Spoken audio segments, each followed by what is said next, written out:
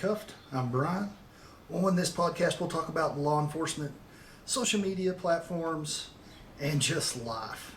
Like the last episode, I have got immediate ammo. And I'm simply going to just throw it out there. Defund the police. Now, these groups are calling to defund the police in tons of cities. I mean, they even ask in Oklahoma City to defund the police. Do they really know what that means? I mean, if you defund the police, you are in fact saying you no longer want to supply them with operational money to keep patrol cars, to keep police departments open, to keep policemen. I mean, that's the only thing I can imagine. And they're talking in Minneapolis like they're really looking at doing this. So where do people think this is going to go without law enforcement? I mean, there can be no good that comes from this. You're telling me that career criminals aren't just going to have a field day. They're going to steal everything they can at the drop of a hat.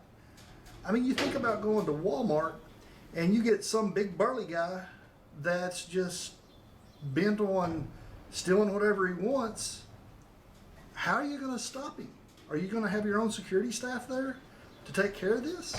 I mean, because the way it's handled now for shoplifting, you call the police. Well, if there's nobody coming, now what? I don't think people have actually thought through what they're asking for, simply because the scale at which this could just make everything chaos. Now, do I think this is actually going to happen? No. I don't think the powers that be are going to get rid of all police simply because one group wants them to. You do have to think about it, though. If one city does it, it'll be an interesting watch. My real belief is if you totally defund the police of Minneapolis, and now I guess in fairness, that's not saying sheriff's departments and state patrol. It's not saying defund them. You're just getting rid of the police department. I guess there'd still be some law to a level. But if you don't have a regular presence of police where you live, would you really live there anymore? I mean, I got to be honest, if you don't have the hope of help coming when something goes bad, why would you still live there? Move. And I'm going to guess if that actually goes down to Minneapolis, people are going to move out, which I don't blame them. Because you need that barrier, that shield from actual crime, actual criminals. So I read a funny post on Facebook, and it said, if we defund the police, if we stop funding the police, if you hear some rattle in the background, the wind's blowing like 50 miles an hour here, has been all day. We've got a huge sandstorm going on in Oklahoma, so you might have to excuse a little bit of the noise. So back to the point, if they defund the police, somebody breaks into your house and you shoot them, what do you do with the body? I mean, it was just a matter of fact deal. Well, I mean, but it's a true thing. What do you do with it? Because this guy illegally broke into your house and was planning to either harm or steal everything you have. And if you're home, you're in fear for your life. You're in fear for your family's life. You shoot them. Right now in Oklahoma, the way that works, it's make my day law. You come in my house uninvited and you are an intruder, we've got every legal right to shoot you. That's just the way the law works in Oklahoma. Now, you don't have a police to respond to you. No. And I'll jump back over there and talk about the wind for just a minute. I apologize to people on YouTube. I didn't think about it. I actually record the YouTube from the camera mic, and so it is picking up all this external noise. The microphone itself probably won't pick up much of it. So if that is the issue, I am going to have to look at figuring out how to tie the mic to the camera. Haven't done that yet. I do need to do it anyway just because it'd make the sound so much better. I personally think that, I mean, the real answer to this is going to be training. I mean, just train. Different views of this, some sensitivity, just training out the part where the officer's ego is at play. Often that's the problem. I mean, and just training in people's needs. I mean, just taking the time to listen. Because I know as law enforcement, I mean, I did it for 20 years. You get tired. I mean, you do just get tired because you do get the same questions constantly. You get the same remarks constantly. I mean, just an example, you're eating somewhere and somebody's getting ready to leave. You guys want us to be here for a minute? I'm going to get down the road. I mean, almost every time we ate. Or, which way y'all going? Just every time. I mean, it was. And you just kind of hee ha ha and carry on. See y'all later, be careful. And that's the part where you get kind of short with people over time, because when you hear that 4 million times, it's just not funny. And that's the part where you grow a detachment from the people as far as some of their needs and some of their specific problems that you have to deal with from time to time. I've noticed that several departments have totally taken out of their system any chokeholds whatsoever. Well, which is all well and good. I mean, yeah, you can do some damage with some chokeholds if they're not done properly. Most of them, if you do them properly, they're not a problem. Now then, here's the part that's really not going to help. If I'm in a knockdown drag out beside the highway, and my only means of gaining the upper hand in this fight is a chokehold, you better believe I'm doing it. I'm going to put you in some kind of restraint so I'll win. I'm not losing just because it's against highway patrol policy or law enforcement policy. I mean, because the whole deal of the game out there is whenever you're out there alone doing this stuff, losing is not an option. You lose, you might lose your life. I mean, because obviously if they're revved up enough to fight back and they're up to no good, your health is not their concern as the officer. So, you know, they can make as much of that stuff illegal as possible and train people differently so they don't even resort to it. That's probably the way it's going to have to be done, because the older seasoned officers, if it's a move that they've been using for years, it's going to be hard to train it out of them if it's a go-to. Now then, I would hope the knee in the neck is not a go-to for anybody. That one, I hadn't even seen that one trained, but you know, I'm sure it's out there somehow, somewhere, and somebody has shown these people to do this. But just the insanity of flat defunding, that would be like one of your loved ones being in a bad accident, you rush them to the hospital, they have to go for emergency surgery, and the doctor doesn't save them. Well, let's just defund the dadgum hospitals and the doctors. I mean, they didn't save them, they basically just killed them. I mean, that's the same thing you're saying right there. It just doesn't make any sense. Not a one. It's like anything else. I mean, I'm sure 90% of you have doctors you like, doctors you don't like. You know some that are, I wouldn't go to that guy. You have some that you would. Police is the same thing. I mean, you're always going to have those guys that are hardcore by the book, wouldn't do anything wrong. If they tried, they couldn't do anything wrong. And then you got those that live in the gray area that do some sketchy things. And that all has to come down to supervision, and basically you have to look at your hiring process. I mean, how much background have you done on this guy? Do you know if he used to fight a lot in high school and in college? Has he ever been aggressive with a woman? I mean, stuff like that. You have got to know those things prior to, and you got to do in-depth stuff, in-depth research to find these things out. When I joined the Highway Patrol, let me just put it this way. The Oklahoma Highway Patrol application process took over 6 months. I mean, it was crazy in depth. You had an unbelievable questionnaire. You had to go up and do a verbal test. You had to, so you could look, they knew if you could speak and be legible, and if they believed you. You ran through a lie detector. You went to a psychologist. They put you through all the dadgum ringer, and then and only then did they decide whether you were suitable to come to the patrol. And I'm going to tell you that the largest part of troopers I know did not make it in on the first application. Me and about 3 other guys out of my class were the lucky ones. I made it straight in there first try, only applied once. But for the most part, most people don't. I mean, it's part of their process in the long scheme of things. They make sure you really want it before they get you. Now, I imagine a big part of the reason I got in first try, I went from being a medic, where I've already dealing with the same kind of people they're dealing with. I'm just having to take care of them, and going to law enforcement where I have to apprehend them. Well, I mean, they can see the bridge. You can see the bridge there. I'm dealing with the same people all the time. I'm just not able to do anything legal about it. And honestly, that's what drove me to it, is being able to do something legal about the bad guys that we dealt with on a regular basis. So with that, you know, some of these places where all these protests and looters and all that stuff, rioting, has been taking place, you know, they're overwhelmed. The police can't handle it. They're not getting it controlled, so they're having to call in the National Guard.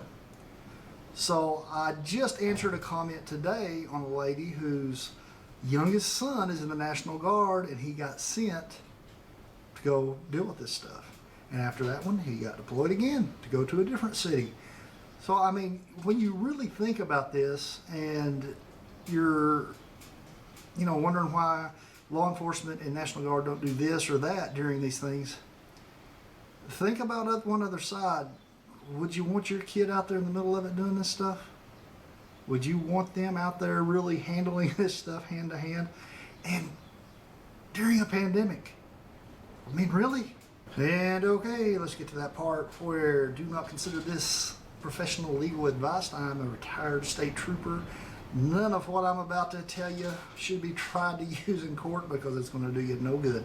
I'm just giving you my opinion of these laws and giving basically a view of how these laws work. So the very first one right off the bat, I mean right off of it, I'll just say a family member called and said they were stuck in traffic. There was a bad wreck ahead, and they were going to jump out and just drive down the shoulder. I mean, they could see the off-ramp, so they're just going to go down the shoulder. So I happened to be standing there listening to this phone conversation, and I expressed my opinion of how this was a very bad idea. Because, A, it's illegal to drive on a shoulder. B, if you know there's a wreck ahead there, you know there's law enforcement up there watching, and probably somebody watching for that kind of stuff, because we used to do that.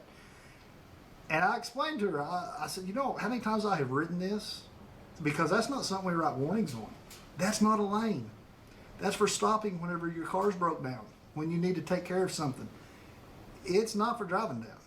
So whenever people jump out on those and on the shoulders and just use them as their own personal lane so they can hurry up and get to the off-ramp, yeah, we frown on that. Sorry you're inconvenienced by having to sit in traffic. I mean, we'll get everything cleaned up as quickly as possible, but sometimes it's not always easy. And so we have to wait. So from that scenario, I'll jump to this scenario. So you're in a small town and there's marked shoulders, 4-lane highway. You pull up to a stoplight, the light's red. Well, you always see people slide over there on that shoulder with their blinker on. When it's clear, they make a right on red. The right on red is not wrong. You could do that in most cities. The part where you're wrong is you're doing it from a non-lane.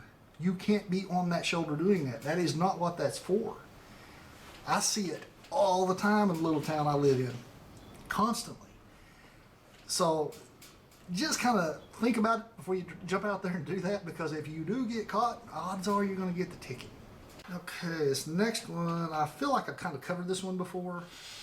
Somebody got stopped they were at a stop sign, they turned right onto the highway, and they got stopped for it. Well, it was a divided 4-lane. I do feel like I've talked about this before, but I'll go over it for them. They asked the question. So when you turn from a stop sign, you have to turn into the nearest lane. So that would be the outside lane from a stop sign. So you have to turn into the outside lane, and then whenever you need to be in that inside lane, then you have to use a blinker and properly move to the inside lane. And that's true in any case. I mean, even if you're coming out from a crossover in the median, you have to turn into the fast lane and then use a blinker and get into the slow lane. You're not supposed to go across the lane of traffic. And I'll just leave that one right there because I do feel like I've covered that one a couple of times before.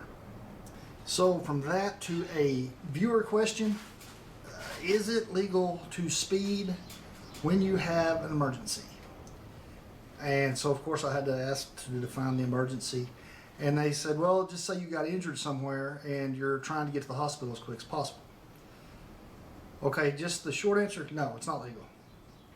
So, because here's the deal. If I stop you speeding like that, and because the whole point there is you're flying down the highway and you're putting lives in danger by driving way too fast. And now you're injured on top of it. And so your concentration can't be completely on the road. You're thinking about this pain you're in.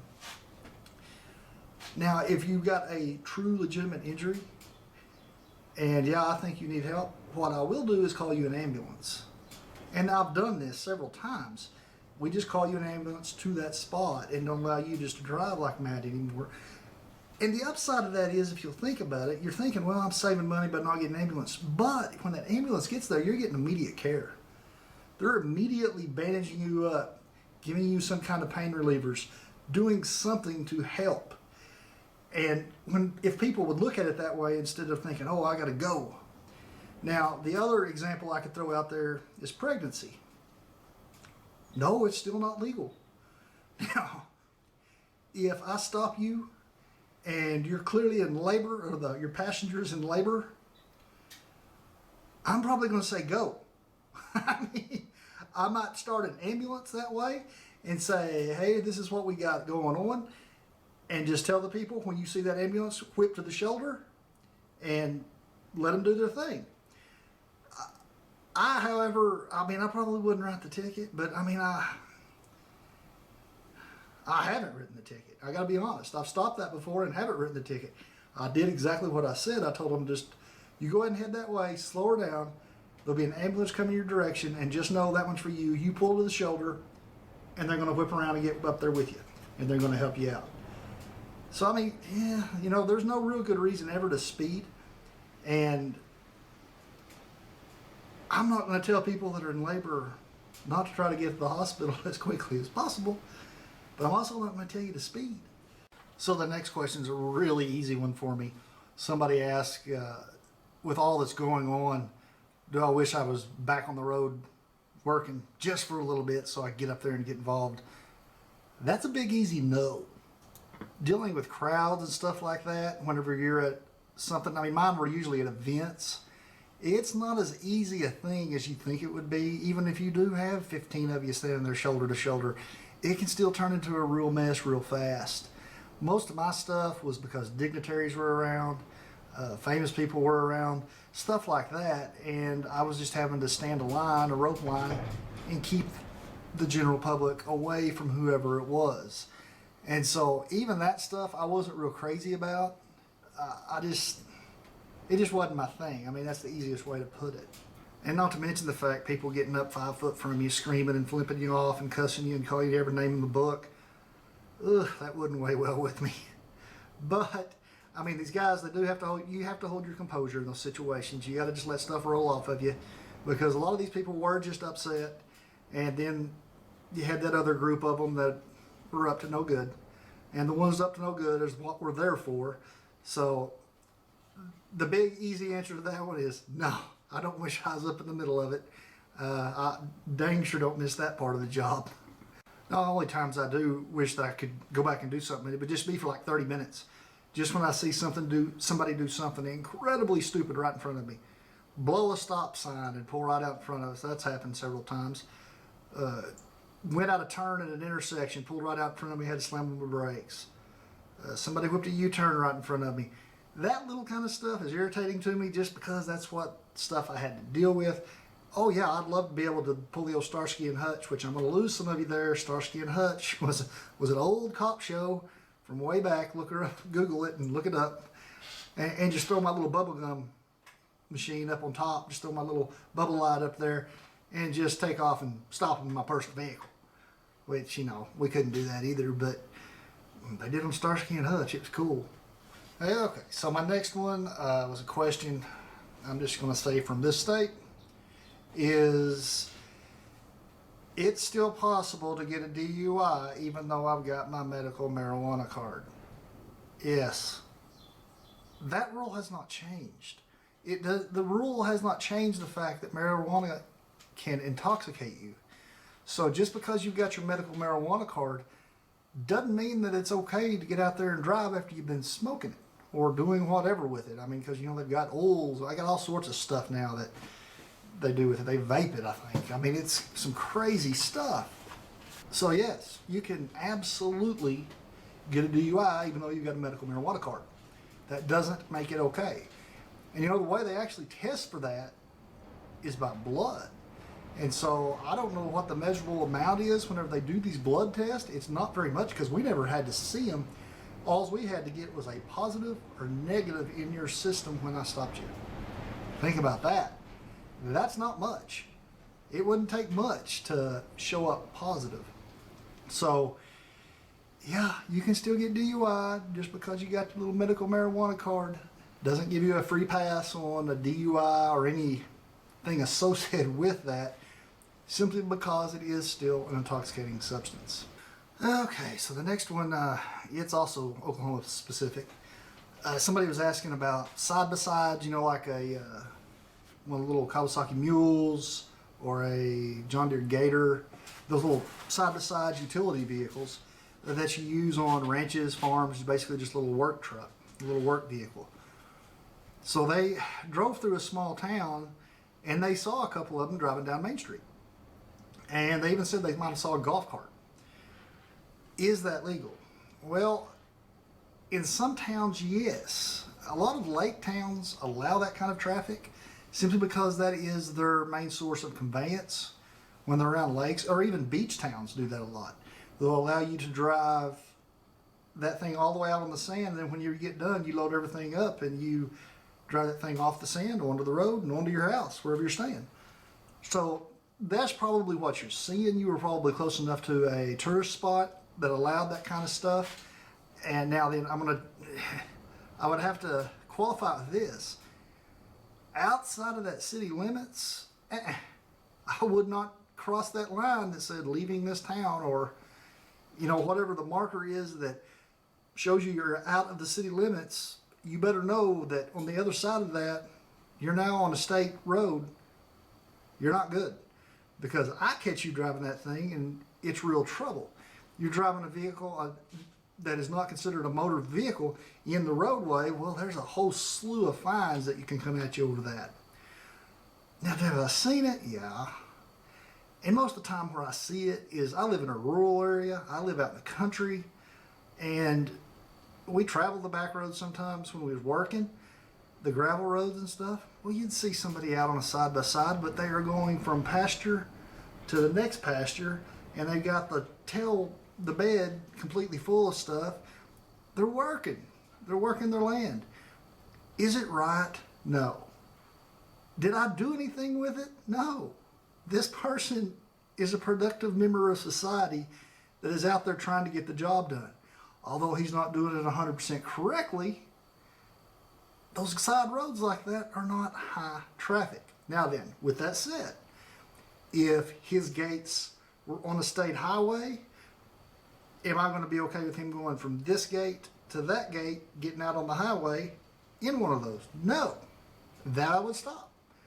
There is a difference. Simply because the amount of traffic and the amount of danger you're putting yourself and others in. So more than likely, that's what this person saw, is they were in a town that was a tourist town of some kind, and the city ordinance has allowed people to drive those. Okay, and this one's not as much as of a traffic law question as just a little bit of history on me. So they were asking if I've ever found any dope to speak of. Well, yeah, I found a bunch of marijuana when it was truly illegal. You couldn't even have it in your car. And the most I found of it at once was probably about 2 pounds. Methamphetamines, I think I found 25 grams one time, which is actually quite a bit of meth. I found, I don't know, a couple of $1,000s.